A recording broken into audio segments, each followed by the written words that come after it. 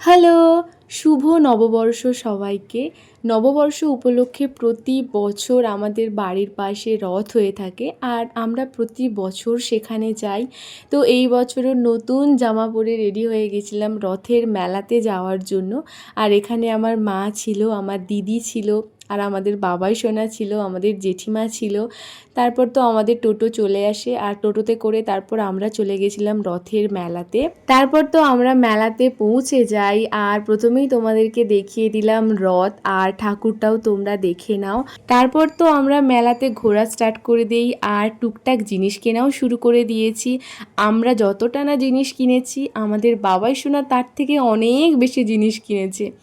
আর আমি আর দিদি এখানে পাখা দেখছিলাম, পাখাটা আমাদের পছন্দ হয়, তারপর ওখান থেকে আমরা একটা পাখা নিয়েছি। আর এই যে চরকিগুলো দেখে না ভীষণ ছোটোবেলার কথা মনে হচ্ছিল, এগুলো আমাদের ছোটোবেলার ইমোশন ছিল। তারপর ভেলপুরি খেয়েছি, চটপটি খেয়েছি, আইসক্রিমও খেয়েছি আর তারপর আমরা বাড়ি চলে এসেছি। আর একটা পাখা কিনেছি, রথের মেলাতে যাব পাখা কিনবো না সেটা কি করে হয়। আর এই লক্ষ্মীর ভাঁড়টাও কিনেছি। আর মা কি টুকটাকি জিনিস কিনেছে, আমি কি রিং কিনেছি যেটা আমার তো একটা নেশা বলতে পারো।